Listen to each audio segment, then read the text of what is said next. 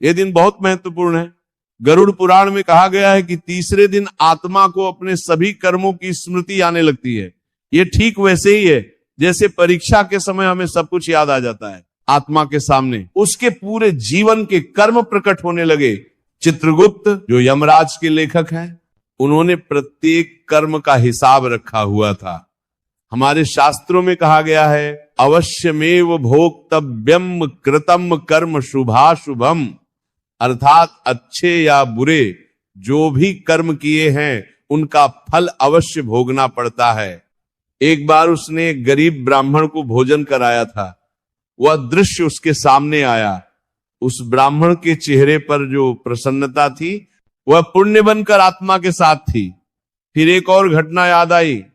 एक बार क्रोध में उसने किसी को कठोर शब्द कह दिए थे, वह पाप भी उसके साथ था। तीसरे दिन विजय ने पिंडदान किया और आत्मा को हृदय प्राप्त हुआ। हृदय का मिलना बहुत महत्वपूर्ण है।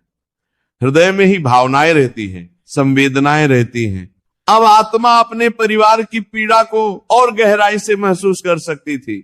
इस दिन घर में श्राद्ध किया गया, ब्राह्मणों को बुलाया गया, उन्हें भोजन कराया गया। आप जानते हैं ब्राह्मण भोजन का क्या महत्व है? गरुड़ पुराण में कहा गया है, ब्राह्मणो भगवान साक्षात, अर्थात ब्राह्मण साक्षात भगवान है। ब्राह्मण को भोजन कराना मतलब भगवान को भोजन कराना। जब ब्राह्मणों ने भोजन किया तो उस भोजन की सुगंध, उसका सार सूक्ष्म रूप में आत्मा को प्राप्त हुआ। आत्मा तृप्त हुई। यह कोई कल्पना नहीं है, यह वैज्ञानिक सत्य है। ऊर्जा का रूपांतरण होता है। चौथे दिन आत्मा को अपनी स्थिति की पीड़ा का गहरा अनुभव हुआ। वह न तो पूरी तरह जीवित थी और न ही पूरी तरह मृत। यह अवस्था कितनी कष्टदायक होती है, इसे शब्दों में बयान नहीं किया जा सकता। आत्मा अपनी पत्नी को देख रही थी, वो रो रही थी, व्याकुल थी।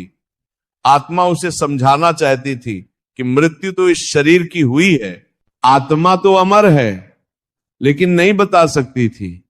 गीता में भगवान कृष्ण ने कहा है, न जायते म्रियते व कदाचिन, अर्थात आत्मा न जन्म लेती है और न मरती है। लेकिन यह सत्य समझना कठिन है। चौथे दिन का पिंडदान हुआ और आत्मा को पीठ प्राप्त हुई। अब उसका सूक्ष्म शरीर और अधिक पूर्ण हो रहा था। यमदूत और करीब आ रहे थे। वे कह रहे थे, जल्द ही तुम्हें हमारे साथ चलना होगा। लेकिन यमदूत भी नियमों से बंधे हैं। वे 13वें दिन से पहले आत्मा को नहीं ले जा सकते। ये ईश्वर का नियम है, प्रकृति का नियम है।